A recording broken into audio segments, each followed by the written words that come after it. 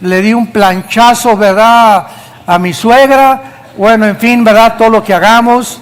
Tengo una deuda hace 3 o 4 años que me estoy haciendo el tonto, la tonta para pagarla, que se llama fraude, se llama robo. Si tú debes algo a alguien y no lo pagas, estás robándole, estás defraudando, estás abusando de su confianza, es un daño a tu prójimo. Entonces, todas estas cosas tenemos que traerlas a la cruz. Y en ese momento le decimos, Padre, perdónanos, dice primera de Juan 1, 8 y 9, si confesamos nuestros pecados, Él es fiel y justo para perdonarnos y limpiarnos de toda maldad. Entonces tenemos que ver y tener la intención de que queremos ponernos a cuenta con Dios. No nos aprovechemos de su amor. No creamos jamás que vamos a engañarlo. Es que es un pecado que cometí hace 3 años y violé a una muchacha, o le robé a alguien, a mi cuñado, o hice esto y el otro hace 2 o 3 años. Trata de arreglar ese problema y decirle a la persona, no he tenido dinero, pero te voy a pagar 50 pesos a la semana, pero yo no puedo quedarme con una deuda con nadie, porque no es correcto a los ojos de Dios. Igual, si necesitamos pedir perdón, lo necesitamos hacer para limpiar nuestra conciencia y que la gracia de Dios continúe fluyendo a través de nuestra vida. Entonces, tenemos que desarrollar el hábito del arrepentimiento, que es ir en un camino y dar una vuelta de 180 grados y caminar en sentido contrario a donde tú, tal vez cuando llegaste esta mañana a este lugar, ibas caminando. Y hay caminos de muchos de ustedes que parecen buenos, pero son camino de muerte. Necesitamos arreglar nuestras cuentas delante de la cruz. Muy bien. En esta iglesia de Filadelfia, ya vimos la primera parte ahora en la primera conferencia de la mañana. La palabra Filadelfia significa amor fraternal. Viene de filos, amor fraternal. Es el amor que le tienes a tu mamá, el amor que le tienes a tus hermanos, que es diferente al amor a tu esposa y al amor a tu esposo. Es el amor que le tienes a tu patria, es el nacionalismo que tenemos. Y entonces es un amor diferente al amor eros, que es el amor físico, la atracción física entre un hombre y una mujer. Ese es el amor a nivel animal. No que sea malo, pero si solamente prevalece la atracción física, no es de Dios. Tiene que haber amor fileos y el amor ágape, que es el amor de Dios. Esta iglesia de Filadelfia era la cuna de la civilización griega, porque fue destruida y reconstruida por uno de los Césares. Tiberio le cambió el nombre a Neo Cesaria, que significa la nueva Cesarea o la ciudad del César. Y más adelante, Cristo le dice en el versículo 8 que la puerta que le abrió a esta iglesia para predicar y compartir la palabra, nadie la podía cerrar. Y aunque tienes poca fuerza, versículo 8, has guardado mi palabra y no has negado mi nombre. Y en penúltimo lugar, en el versículo 9, es un repaso de la clase anterior. Le dice Dios a esta iglesia: he aquí, yo entrego en la sinagoga de Satanás a los que se dicen ser judíos y no lo son. ¿Somos judíos nosotros? Fíjense la pregunta que les hice, porque ahorita, gracias a Dios, que se han levantado muchas iglesias que se llaman mesiánicas, o sea, iglesias de judíos étnicos, de mamá judía y que nacieron en Israel, viven en México. Por ejemplo, aquí en México la colonia Polanco es la colonia donde más habitantes judíos hay. Casi la mayor parte de los habitantes de la colonia Polanco son judíos y hay cantidad de sinagogas en esa colonia. Entonces hay muchos de ellos que se están convirtiendo a Jesús y aceptando a Jesús como el Mesías, y se levantan iglesias que se llaman mesiánicas. Aunque son hermanos de nosotros y cristianos igual que nosotros, ellos son de origen judío étnico. Entonces hay cristianos que nacieron en Ecatepec, ¿verdad?, y en Xochimilco, y ya se dice que son judíos, y ya se ponen la kipá y quieren tratar de vivir como viven los judíos, y esa es la trampa en la que muchos están cayendo por la ignorancia de las Escrituras. Entonces, cuando un gentil, que somos nosotros, vamos a una iglesia mesiánica, el único cuidado que tenemos que tener es que no nos judaicen. ¿Qué significa esto? Que no nos obliguen a guardar el sábado. Y si alguien te pregunta, oye, pero ¿por qué no guardas el sábado? Tú contéstale, te gano. Yo guardo el domingo, el lunes, el martes, el miércoles, el jueves, el viernes y el sábado. Te gano. El sábado fue dado físicamente a Israel para que ese día pudieran ellos, el séptimo día de la semana, dejar de trabajar y no hacer nada absolutamente para poder dedicárselo al Señor después de 6 días de labor. Cuando Cristo viene en el Nuevo Testamento, Mateo 11, 27 y 28, Jesús dice, vengan a mí para los que están cargados y trabajados, y yo soy su Shabbat. Yo los haré descansar. Entonces, cuando venimos a Cristo en el Nuevo Testamento, Él es nuestro sábado, porque al venir a Jesús descansamos ya de nuestras obras, como dice Hebreos capítulo 4. Y los apóstoles, Juan, Pedro, Pablo, etcétera, etcétera, ya cuando el Espíritu Santo vino en Pentecostés el domingo, el primer día de la semana, los apóstoles ya no volvieron a reunirse los sábados. Hechos capítulo 14, 1 Corintios 16 del 1 al 2, se juntaban ahora el primer día de la semana. Entonces, el lugar de reunión del Antiguo Testamento, el sábado, en el Nuevo Testamento se cambió al domingo, porque el domingo vino Pentecostés, bajó el Espíritu Santo y Cristo resucitó el día primero, que era el domingo. Entonces, ya no necesitamos guardar un solo día. Ahora, todos los días para el cristiano es un Shabbat. Descansamos ya en la cruz. Entonces, todos los días lo guardamos en el corazón y todos los días ya son santos para nosotros. Es como la Semana Santa, ¿no? Que la impuso la Iglesia Romana. En la Semana Santa te dicen que, creo que son 30 o 40 días antes, no comas carne. Hágame el favor nada más, ¿no? Puro pescado. O sea, la Cuaresma famosa. Y el Viernes Santo a las 3 de la tarde, en ese momento te hincas o tienes que ir a algún servicio religioso porque es día santo, porque es el Viernes Santo. Lunes, martes y miércoles, buena está la borrachera. Pero el viernes ya no hay tequila, ya no hay nada, porque es el Viernes Santo. Para nosotros, todos los días del año son santos. Todas las semanas son santas. Porque ya Dios nos llama santos y hemos entrado a descansar en lo que hizo Cristo en nuestro lugar en la cruz del Calvario. Toda esta información es muy importante porque cuando tú no conoces la verdad, vives esclavizado a dogmas, a ceremonias, a liturgias, a tradiciones que no tienen su origen en la Biblia. Hermana, ¿puede en Navidad poner arbolito? Personas ignorantes. O sea, yo no pongo el arbolito porque es de símbolo babilónico, etcétera, etcétera. Y los que ponen arbolito, le dice Dios desde el cielo, a ver, por favor, Arcángel Miguel, los que pongan arbolito, ponles tacha. Y los que no pusieron, ponles una palomita. Dios, imagínense que se esté fijando en esas tonterías. Entonces, si tú no quieres poner arbolito, Romanos 14, no lo pongas, si estás convencido que no lo pongas, no juzgues a los que lo ponen, y los que lo ponen no están cometiendo pecado, porque hay unos que no lo ponen y tienen cara de pasada por agua, amargados, y hay unos que lo ponen, jingle bells, noche de paz, contentos, y es lo que Dios ve, la condición del corazón, no si pones árbol o no pones árbol. Tenemos que crecer y madurar y en eso. Oye, ¿es pecado ponerse pantalón de las mujeres? ¿Es pecado tatuarse? Mira, si eres gordo, no te atrevas a juzgar a alguien que trae un tatuaje. ¿Por qué, hermano? La Biblia dice en 1 Corintios 6, 19 y 20, vuestros cuerpos es el templo del Espíritu Santo. Mira nada más la grasa que te sobra.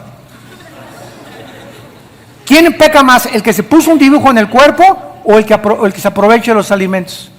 Estamos juzgando sin darnos cuenta que al decir un dedo y apuntar, nos apuntan 3 para atrás. Tengamos cuidado cuando pongamos el dedo sobre alguien.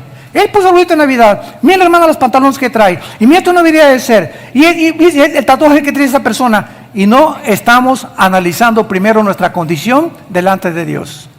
Y el reino de Dios, Romanos 14, no consiste en que si tomas vino o no tomas vino. En que si te vistes de esta manera no te vistes de esta manera. Que si te pones un tatuaje no te lo pones. Consiste en gozo y paz en el Espíritu Santo.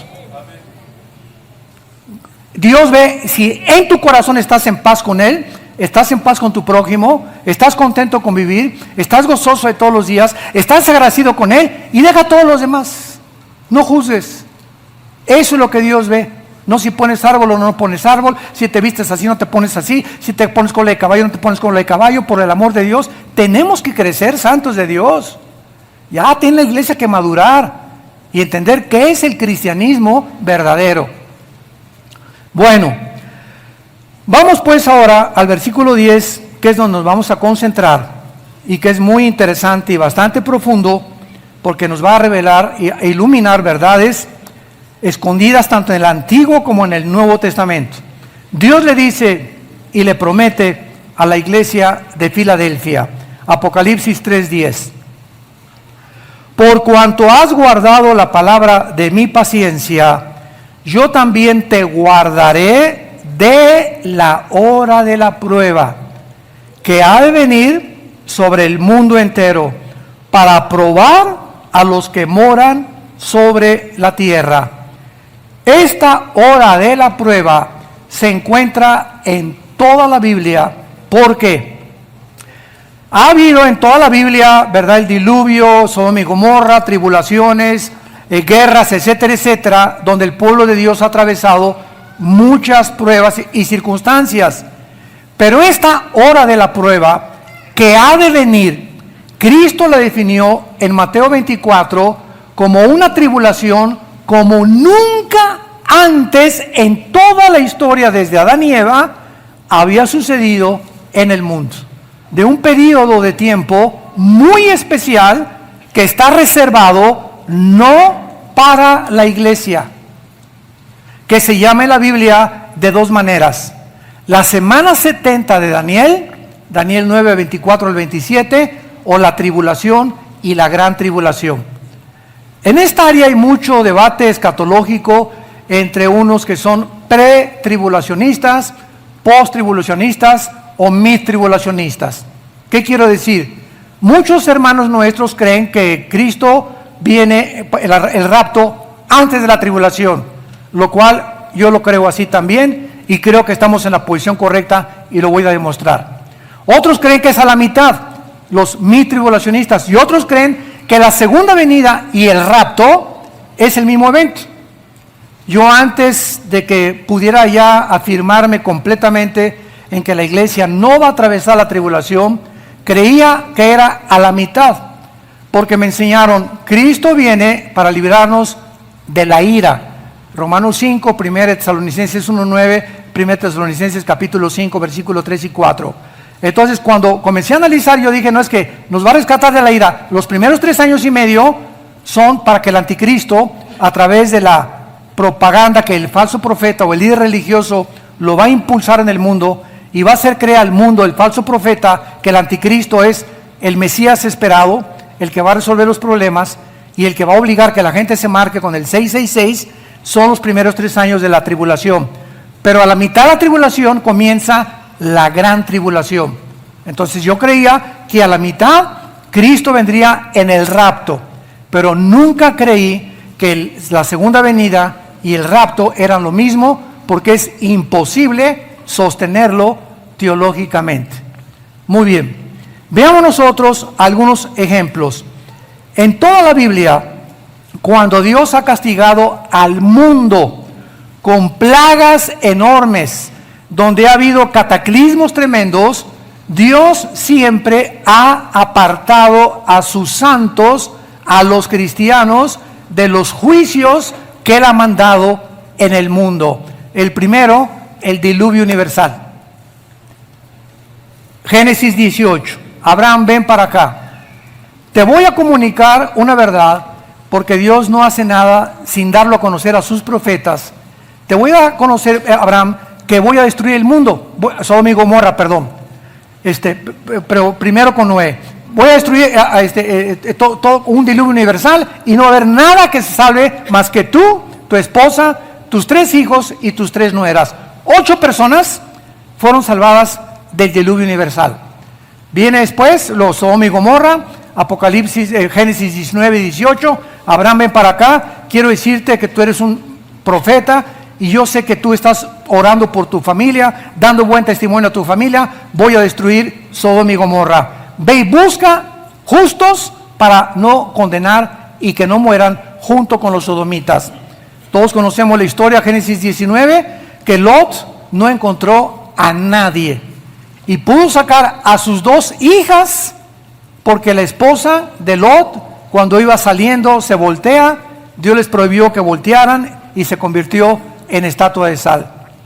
Y en Lucas dice la Biblia, acuérdense de la mujer de Lot, porque así será la venida de Jesucristo. ¿Qué nos quería Dios hacer conocer o hacer saber para recordar a la mujer de Lot? ¿Por qué tenemos que recordar a la mujer de Lot como un ejemplo de lo que va a suceder antes de que Él venga? Porque en Mateo 5 Jesús dijo que somos la sal de la tierra y que cuando la sal pierde su sabor ya no servimos para nada. ¿Por qué se le pone sal a la carne? Para que no se eche a perder. Cuando salas algo dura más tiempo, evita la corrupción. Nosotros los cristianos, con nuestro testimonio, estamos impidiendo, ahora que viene el transgénero y las leyes homosexuales y que la educación es del Estado, etcétera, etcétera. ¿Quién es la voz en la sociedad que le dice al gobierno con respeto y con mansedumbre, esto no es moral? Esto Dios lo condena en la Biblia. Ustedes tienen que cambiar de opinión. Vamos a dar nuestra opinión biológica, química, teológicamente, pero esto es una agresión a la personalidad, a la identidad, a la familia y al matrimonio. ¿Quién lo va a hacer si no somos nosotros? Y como dice el dicho, los malos triunfan porque los buenos no hacen nada. Entonces, si tú no levantas la voz y tú no vas a conocer lo que a Dios no le parece, eres un cobarde. Apocalipsis 21:8. Los que encabezan la lista al lago de fuego no son los borrachos, parranderos y jugadores, son los cobardes. Léelo, Apocalipsis 21:8. Están en primer lugar, los cobardes encabezan la lista. Yo me preguntaba, ¿pero por qué los cobardes? Porque es el peor de los pecados, la cobardía de no decir lo que tú tienes que decir, porque te haces cómplice de la maldad. Como dicen en mi rancho, tanto peca el que mata a la vaca como el que estira la pata. Si tú sabes de algo que no es correcto y no hablas y te quedas callado por miedo, eres un cobarde. Hace 2 semanas, nuestra hija Salem, estábamos comiendo en la casa de ustedes y siempre pues en la comida aprovechamos ya.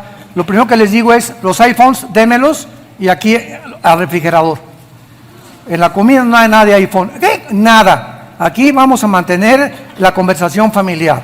Nada que estás con el iPhone ahí y cada quien en el iPhone en la comida y en la cena, ¿verdad? Y se pierde ya la comunión en la familia. Entonces les quitamos a nuestros hijos el iPhone a la hora de la comida. Vamos a platicar de tu escuela, cómo te fue. No, papá, fíjate que pues tengo un maestro que me está enseñando filosofía y estamos estudiando a Immanuel Kant y a Friedrich Nietzsche. ¿Y qué fue lo que dijo el maestro? No, pues digo, papá, que venimos del chango, de los animales, etcétera, etcétera. Y le dije a mi hija, ¿y tú qué hiciste, mijita? Me dice, papá, lo que tú me has dicho. Me paré y le dije, maestro, yo entiendo que usted, y lo respeto, nos tenga que dar esta información, pero no nos adoctrine, ni nos haga que nosotros creamos eso. Porque particularmente mis padres me han enseñado que no venimos de los animales, fuimos creados a la imagen y semejanza de Dios. Y si usted quiere tener una comunicación con mi papá, hágale una cita y papá se la da. Y le dije, esa es mi hija. Claro. No podemos quedarnos callados. Estudiantes que me escuchan, no te quedes callado. ¿No vieron la película Dios no está muerto? Bueno, es más o menos un caso igual, ¿verdad? Hay un estudiante que el maestro de filosofía la acorrala, etcétera, etcétera, y tuvo el valor, hasta su novia que se le puso al brinco, la dejó con tal de ser fiel a Jesucristo. ¿Cómo bendice Dios a esas personas que son valientes? Y los valientes arrebatan el reino de Dios. Muy bien. Veamos ahora a continuación. Tenemos el diluvio, tenemos Sodoma y Gomorra. En las plagas de Egipto, veamos en Éxodo capítulo 8 lo que pasó cuando Dios condenó a Egipto con 10 plagas. Vean lo que dice la Biblia que hizo Dios con su pueblo Israel. Éxodo 8, 22 y 23. Aquel día yo apartaré, o sea, cuando caigan estas plagas, dice Dios, yo apartaré la tierra de Gosén, en la cual habita mi pueblo, para que ninguna clase de moscas haya en ella, a fin de que sepan que yo soy Jehová en medio de la tierra. Y yo pondré redención, o sea, salvación, entre mi pueblo y el tuyo. Mañana será esta señal. Mientras en Egipto había tinieblas, el pueblo de Dios tenía luz. Tenían moscas, el pueblo de Dios no estaba libre de moscas. Cayeron los piojos, el pueblo de Dios no tenía piojos. Dios hace una separación cuando Él juzga al mundo. Y veamos un último ejemplo en el libro de Ezequiel, capítulo 9, en el Antiguo Testamento, en el caso de Israel. Ezequiel es un profeta que se le llama del post-exilio. O sea que cuando Dios se llevó a Israel castigado a Babilonia, en el exilio, más de 100,000 judíos llevados por Nabucodonosor de Jerusalén a Irak, que es ahorita Babilonia. Ezequiel, después de que pasó esto, estaba pensando, Dios, ¿por qué castigaste a Israel? ¿Qué hicimos para que tú nos entregaras cautivos a nuestros enemigos? Entonces, fíjense lo que hace Dios. Dios agarra a Ezequiel y lo transporta en el tiempo hacia el pasado. Porque en la Biblia encontramos a gente que Dios ha atravesado, lo ha llevado a través del tiempo hacia el futuro, como cuando Juan escribió el Apocalipsis, fue transportado 2000 años al futuro. Pablo fue sacado y fue llevado al cielo. Juan fue llevado al cielo vivo. Y Ezequiel es transportado al pasado. Entonces le dice Dios en el capítulo 8 y 9 de Ezequiel, léelos hoy en la noche en tu casa, mira por qué castigué yo a Israel. Y entonces al viajar al pasado, Dios lo mete a las mentes de los líderes de Israel. Y le dice Dios a Ezequiel, vean ustedes el capítulo 8, versículo 8, hijo de hombre, cava en la pared, he aquí una puerta, entra y ve las malvadas abominaciones que estos hacen allí. Entré pues, ya está Ezequiel en el pasado, mirando lo que hicieron los líderes de Israel, y he aquí toda forma de reptiles y bestias abominables y los ídolos de la casa de Israel pintados en la pared por todo alrededor. O sea, este es un símbolo de que las paredes de la mente de los líderes estaban llenas de pornografía. Los reptiles y las bestias abominables son símbolos de inmundicia en Levítico capítulo 11. Y no hay inmundicia más grande para nuestra mente que la pornografía.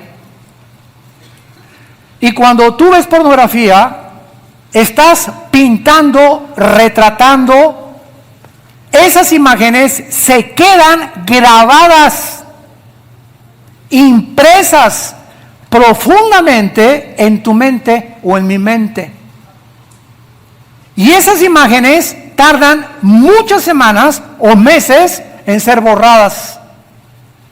Porque la única forma de que son borradas es cuando hay un quebrantamiento profundo, un arrepentimiento profundo, sacar todo eso, luchar en oración contra esos pensamientos para que puedan salirse de tu mente. Y ya no, cuando estés orando, vengan los pensamientos y los demonios lo usen para atormentarnos con pensamientos de inmoralidad.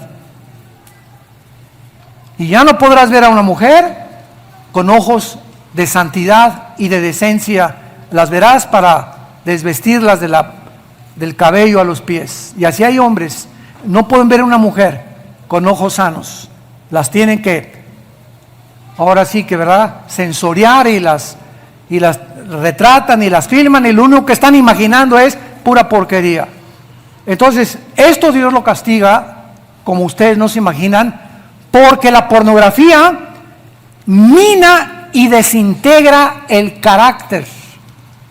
Sin que te des cuenta, comienza a desintegrar tu personalidad. ¿Qué significa esto? Que el sistema inmunológico espiritual que tenemos y que lo debemos de mantener cerrado contra los ataques y los dardos de fuego de Satanás, Efesios capítulo 6, es la santidad. La pornografía hace hoyos en nuestro blindaje espiritual, nos abre a los demonios.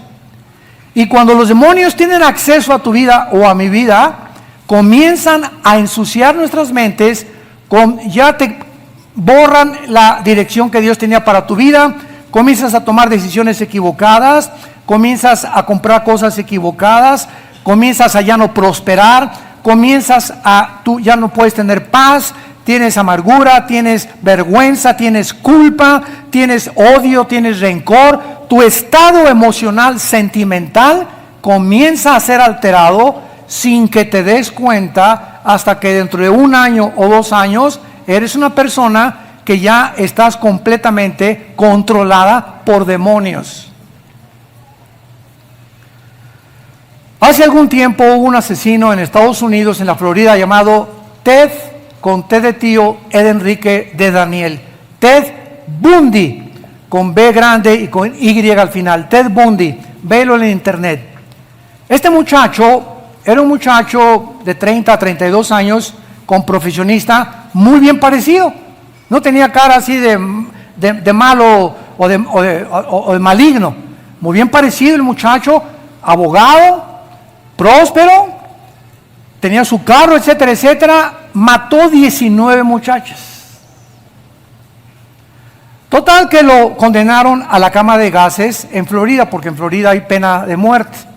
Y cuando estaba en la cárcel, el día anterior a que lo inyectaran, ya creo que lo inyectaron, o fue a la cámara de gases, no me acuerdo muy bien, fue a visitarlo James Dobson, que es un psicólogo cristiano que todavía vive, ya tiene como casi 90 años, una mente impresionante en la psicología cristiana.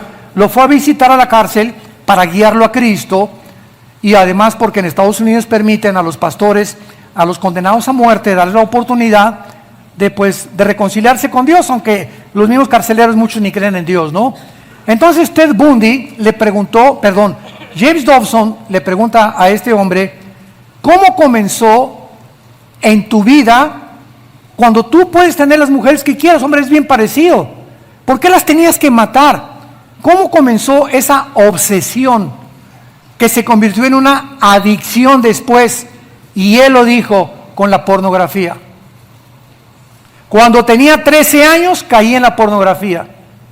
Y me acuerdo que íbamos a la iglesia y muchas veces oí mensajes del pastor que debía, insistí,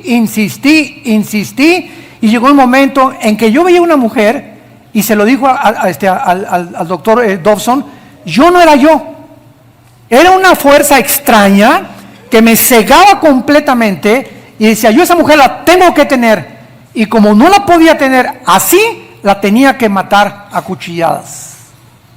19 muchachas menores de 23 años las asesinó, y todo comenzó con la pornografía. Es a donde lleva estos vicios impresionantes. Bueno, los líderes de Israel cayeron en eso, y dice la Biblia en el capítulo 9 de Ezequiel, el juicio, que es a lo que vamos, versículo 4. Ya que Ezequiel viajó al pasado y vio la razón por la cual Dios tenía que castigarlos, y cuando hablamos de líderes, No estamos hablando de pastores, aunque claro que estamos involucrados.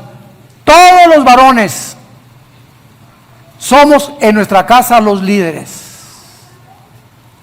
Todos los varones y padres de familia tenemos la responsabilidad delante de Dios de guiar a nuestra familia por sendas de justicia por amor de su nombre. Y a nosotros Dios nos va a castigar, ¿sí? A disciplinar, porque Dios al que ama, cuerea, así lo dice, azota al que recibe por hijo. A los varones nos va a ir 10 veces peor que a las mujeres. ¿Por qué, hermano? Porque Cristo es nuestra cabeza. Y nosotros somos la cabeza de las mujeres. Al que mucho se le da, mucho se le va a demandar. Por eso ser hombre no es emborracharte nada más y tener 2 o 3 mujeres y tener amigos que se emborrachan contigo. Ser hombre es ser hombre de acuerdo a la palabra de Dios.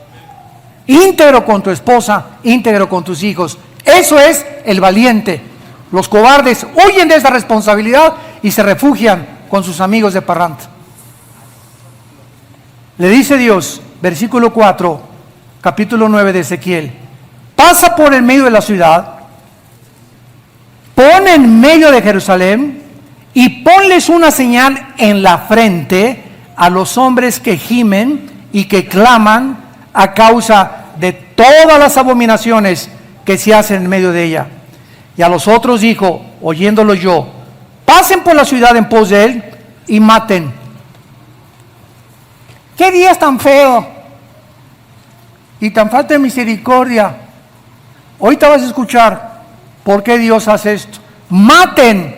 Y dice la Biblia: no perdone vuestro ojo, ni tengan misericordia. Maten a viejitos rabo verdes. Faltó eso en la Biblia. Jóvenes, vírgenes, niños, mujeres, que no quede ninguno. ¡Qué barbaridad! Esto es un genocidio. Así la gente se expresa cuando lee la Biblia, porque no tiene la capacidad espiritual para ver detrás de lo que Dios hace, de un juicio que Dios hace, las consecuencias que si a estas personas se les hubiera dejado vivir, hubieran infectado a toda una ciudad. Si tienes una cubeta con jitomates y el de hasta arriba está podrido, ¿qué haces? Ay, ¿cómo vas a tirar? Claro que tiro el podrido. ¿Por qué? Para evitar que los otros 99 se pudran también. Este es el método de juicio de Dios. Dios prefiere llevarse 30, 40, 50 personas y que sobrevivan 1000. Si ese grupo de personas están tan infectadas que ya no tienen solución más que llevarlos a la otra vida. Ahora, otra cosa, Él es el autor de la vida. Y como autor de la vida, Él es soberano para tratarnos y llevarse a la otra vida a los que Él quiera, como quiera, cuando quiera y como quiera. ¿Te gustó? Entonces, tú no puedes acusar de genocida a Dios porque Él no es hombre como tú y como yo. Ni de asesino porque Él no está asesinando. Él tiene el derecho como creador de disponer de su creación. Pero la gente ni los ateos no lo entienden esto. Vemos nosotros que los únicos que Dios salvó es a los que estaban marcados con la señal, porque esta palabra en el hebreo es una cruz. Qué interesante, ¿verdad? Y cuando venga Dios ahora con las tribulaciones y con los que vienen del mundo, los que estamos marcados y sellados por el Espíritu Santo, Efesios 1, 13 y 14, no vamos a pasar la tribulación. Y créanme lo que los cascos del Apocalipsis ya se escuchan en el cielo, y ahorita ya en Suecia existe la marca en la piel, y en Noruega y en los países escandinavos.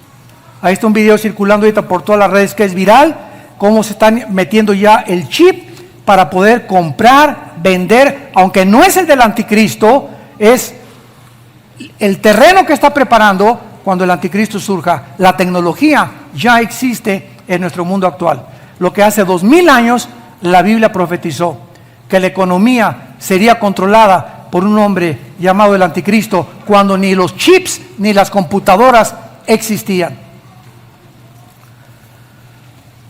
Entonces vemos nosotros, ¿verdad?, que la promesa del Señor es que los que confían verdaderamente en Cristo, en la iglesia, regresamos a Filadelfia, Apocalipsis 3, y han hecho su voluntad, quedarán por completo fuera de la hora de la prueba, cuyo objetivo es probar a los moradores de la tierra. Ahora muy bien, esta hora de la prueba se refiere sin duda alguna a la semana 70 de Daniel.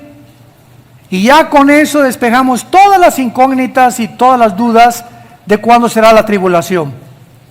No sé cuántos de ustedes sepan que hace 2600 años, para que no lo saben, hace 2600 años, en el libro de Daniel capítulo 9, se le aparece un ángel a Daniel y le dice a Daniel: Daniel, quiero decirte que Dios no ha acabado con Israel, porque en el tiempo de Daniel, él se puso a orar y descubrió que Jeremías se encontraba la profecía que a los 70 años de estar en Babilonia, Dios los iba a regresar a Jerusalén. Entonces Daniel dijo: pero si ya estamos, falta una semana o 2 semanas para que se cumplan los 70 años de cautividad. Entonces capítulo 9 de Daniel y 10 se pone a orar a Daniel y manda un ángel Dios con la respuesta a Daniel, porque Daniel le dijo: Señor, ¿qué va a hacer con tu pueblo Israel ahora? ¿Qué vamos a hacer? Ahí viene el ángel en el cielo, se le atraviesa un principado satánico, hay una guerra ahí casi de 2 semanas, hasta que por fin el ángel de Dios baja y le dice a Daniel: Daniel, escribe lo que te voy a decir. Israel tiene 490 años todavía en el programa de Dios. Y esta cantidad se la da con 2 cifras, 70 años de años. Israel tenía semanas de días, semanas de meses y semanas de años, Israel. Entonces le dice: 70 años o 70 días están destinadas para Israel. 7 por 7, 49, 490 años. ¿Cómo lo sabemos? Porque cuando comience la orden de que se reconstruya Jerusalén, síganme con mucho cuidado, hasta el Mesías habrá 483 años. Y esto es cronológica y matemáticamente estudiado por físicos, astrónomos, personas expertas en las matemáticas, que son exactamente desde cuando se reconstruyó Jerusalén, Nehemías capítulo 2, versículo 2 y 3, con el rey Ciro de Persia que dio la orden de reconstruir Jerusalén, hasta el Mesías, 483 años. Cuando Cristo entra en Jerusalén, el domingo de Ramos, ahí se cumplen los 483 años. ¿Y qué pasa cuando se cumplieron los 483 años? ¿Cuánto falta para 490? 7 años, que son los 7 años que falta para Israel para que termine Dios con ellos, pero se interrumpe el calendario de Dios. Yo recuerdo cuando jugaba ajedrez, mi hermano, por cierto, Alejandro, que es el director del ITI, mi hermano Alex, que fue el que me ayudó a Cristo, fue campeón de ajedrez en Acapulco, en la infancia y en la juventud, y todavía juega bastante. Cuando juego con él ahí nos las llevamos, pero es muy bueno. Entonces yo entré a 2 o 3 torneos, pero me eliminaron. Yo no tenía el cerebro que mi hermano tenía para el ajedrez, pero nos ponían un reloj. Entonces tú aprietas el reloj para que comience a jugar la otra persona. Cuando se acabe el tiempo, le aprietas el reloj otra vez, y así cada 3 minutos o el tiempo que se disponga, tú tienes para hacer tus movidas de ajedrez. Cuando Israel rechaza a Jesús y le dice a Pilato: la sangre de él caiga sobre nosotros, Israel o los judíos acarrearon sobre su nación una maldición. Y en ese momento Dios apretó el reloj y se detuvo el conteo del plan de Dios para Israel, y entonces nos injertó a nosotros y entramos en lo que llaman 2000 años de iglesia o de la historia cristiana, donde Dios ya no tiene que ver nada con los judíos como individuos, pero sí como nación, porque en el 48 del siglo pasado regresaron a su tierra el 14 de mayo, y ahí Dios volvió a apretar el botón y está comenzando a recorrer otra vez el tiempo profético para Israel. y ahora sabemos, ¿verdad?, que ya queda muy poco tiempo, y por eso miles de judíos se están convirtiendo ahorita a Jesucristo como el Mesías. Entonces, cuando comience la tribulación, son 7 años, y esos 7 años no le pertenecen al tiempo de la iglesia, le pertenecen a Israel, que se quedaron muchos, cortos, porque les falta 7 años en que Dios trate con ellos. Cuando venga Jesucristo en la tribulación, la iglesia es sacada y Dios sella a 144,000 judíos, no de Metepec, ni del Estado de México, judíos étnicamente de cada tribu, 12,000 de cada tribu, 144,000. ¿Por qué judíos? Porque la iglesia ya no está aquí. Porque es 7 años para Israel en que Dios va a tratar con ellos. Y en esos 7 años se cumple lo que se llama la fiesta de la expiación, que viene después de las trompetas, que es el rapto. Por eso se tiene que cumplir la fiesta de las trompetas, Rosh Hashanah y Yom Kippur, que es en la expiación para los judíos. Y ahí dice la Biblia que hará lamentación. Israel, Romanos 11, 25 y 26, se convertirá y hará lamentación por Dios. Por eso la iglesia no puede estar en los 7 años de la tribulación. Y afirmar otra cosa es desconocer que la semana 70 le pertenece a Israel, al pueblo de Dios en el Antiguo Testamento, y no a nosotros. Y por eso el Apocalipsis tiene 80 citas del Antiguo Testamento. Y en el capítulo 4, cuando Dios le dice a Juan, sube acá, es un símbolo del arrebatamiento. Y del 4 hasta el 19 son los juicios de Dios, de los sellos, las trompetas y las copas. La iglesia, cuando estén aquí abajo, estamos arriba en el tribunal de Cristo, las bodas del Cordero, y bajamos en la segunda venida con Él. Zacarías capítulo 14, ya que fuimos premiados y recompensados en el cielo, bajamos a establecer el reino milenial para entrar a gobernar con Él 1000 años. No puede ser el rapto y la segunda venida el mismo evento, porque ¿cuándo pasaríamos las bodas del Cordero? Y en Apocalipsis 19, las bodas del Cordero son antes de la segunda venida de Jesucristo. ¿Tan tan? Está muy fácil. Bueno, entonces esta hora de la prueba es la semana 70, y vean ustedes estas razones rápido que les voy a mencionar. Número 1, porque dice afectará al mundo entero. Ha de venir sobre el mundo entero. Es decir, siempre que se menciona los moradores de la tierra, se refiere a los no creyentes. En todo el libro del Apocalipsis. Apocalipsis 6:10, 8:13, 11:10, 12:12, 14:6. En la grabación lo pueden ustedes buscar. Para probar a los que moran sobre la tierra, no a la iglesia. La tribulación no es para nosotros. La tribulación es para el pueblo de Israel y para todos aquellos que no se arrepintieron, aun cuando en la gracia de Dios habrá miles de convertidos durante el tiempo de la tribulación, que aparece en Apocalipsis 7, de toda tribu y lengua y nación. Y en penúltimo lugar, en Apocalipsis 3, versículo 11, le dice Dios a Filadelfia: he aquí yo vengo pronto. Retén lo que tienes para que ninguno tome su corona. Vean ustedes el consejo.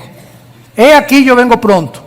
Jesús declaró vez tras vez, tras vez, tras vez, que regresaría a la tierra. El Señor está cerca. Filipenses 4:5. Porque aún un poquito el que ha de venir vendrá. Hebreos 10:37. Tened también ustedes paciencia y afirmen sus corazones, porque a la venida del Señor se acerca. Santiago 5:8. He aquí yo vengo pronto. Apocalipsis 3:11. He aquí yo vengo pronto, bienaventurado el que guarda las palabras de esta profecía. Apocalipsis 22:7. Por toda la Biblia Jesús dice: vengo por ustedes. Vengo pronto. ¿Y por qué te has tardado, Señor? Porque mi tiempo no es el de ustedes. 1000 años para mí son como un día, dice el Señor. Un día para mí es como 1000 años. Pero tengo una cosa, que si no vengo este año o no vengo el año que entra, tú te vas a encontrar conmigo cuando tú te mueras. Miren, hace unos días hubo un accidente tremendo en la carretera Toluca. Un accidente donde continuamente nosotros estamos viajando. viniendo a Toluca hacia México, pasando en Santa Fe, una bajada así grandísima, y un tráiler, ¿verdad? Todavía no se sabe, aparentemente esta muchacha ya está en la cárcel, y dicen que no estaba drogada ni borracha, están investigando si los frenos o que no los frenos. La cuestión es que hubo 10 muertos. Imagínate tú salir de aquí de Toluca, estamos en México, ¿verdad? Perdón. Salí de Toluca a las 5 de la tarde para regresar a México, tranquilo y todo, ¿no? El doctor me dijo que estoy muy bien, nada de colesterol ni triglicéridos, me siento contento, estoy chavalón todavía, etcétera, etcétera. ¿Quién se iba a imaginar que a las 7 de la noche aproximadamente te ibas a morir? Porque alguien venía detrás a más de 100 kilómetros, ibas a morir entre los fierros de tu coche. ¿Lo sabes tú si eso te puede pasar a ti hoy saliendo? ¿Hoy en la noche? ¿Mañana? Todas esas personas que murieron, ninguna de ellas se imaginó eso. Todos pensaban amanecer. Mi amor, ya voy para ti, nos vemos en la noche para cenar. Nunca hubo esa cena. El Señor dijo, este día vengo por ti. En vista de que nuestra vida pende de un hilo, damas y caballeros, ¿no harías bien en ponerte a cuentas con Dios hoy mismo? En pedirle perdón por tus pecados y creer lo que Cristo hizo en la cruz por nosotros. Porque si a ti te sorprende la muerte, como a millones de personas todos los días, y tú no has hecho la paz con Dios, tú puedes decir lo que quieras, mascar chicle, burlarte, decirle no lo creo. Estas palabras son fieles y verdaderas. Te espera el infierno por toda la eternidad. Ya no hay reencarnación, no hay purgatorio, no hay limbo, no hay ninguna oportunidad. Hebreos 9:27. Está establecido que muramos una sola vez y después el juicio. No hay después de tu muerte otra oportunidad. Lo dijo Jesucristo. Cuando oigas su voz, no te endurezcas. Ven a la cruz hoy que Él te está hablando. Esto es una advertencia. Retén lo que tienes para que ninguno tome tu corona.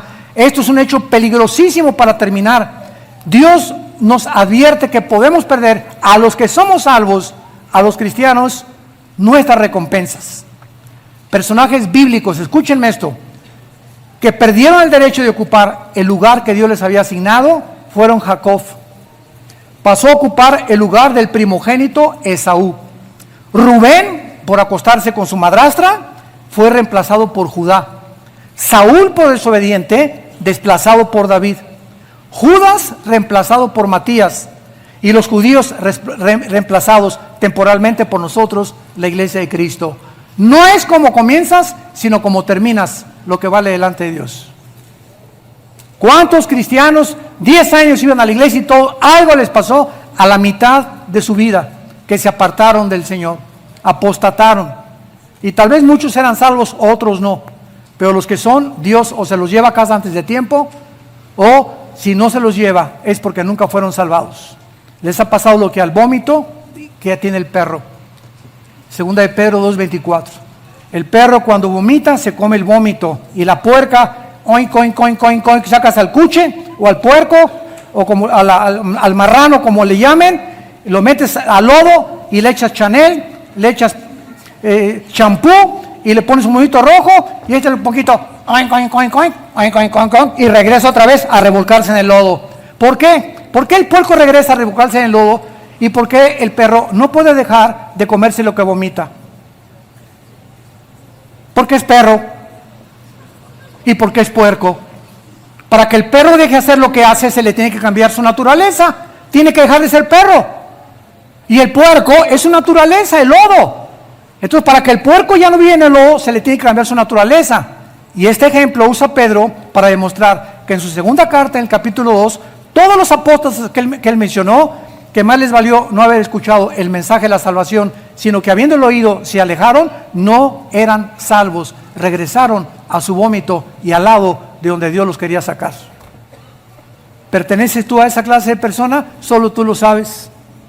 Pero si tú en este momento que escuchas este mensaje no estás viviendo santamente, no estás purificando tu corazón, no te estás arrepintiendo de tu vida, ya dejando la pornografía, tus adicciones o lo que sea, tu cristianismo te puede algún día acusar y volverse en contra de ti.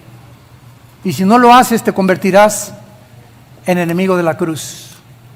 Porque los más grandes enemigos de la cruz, en su tiempo pasado, supieron y oyeron y conocieron de un mensaje que un hombre murió en Jerusalén crucificado para pagar nuestros pecados. Carlos Darwin oyó el Evangelio, Sigmund Freud oyó el Evangelio, Carlos Marx oyó el Evangelio, Friedrich Nietzsche, el más grande ateo del siglo XX, quería ser cura, Stalin quería ser cura, y todos esos hombres tuvieron una oportunidad que Dios les dio y se convirtieron en enemigos.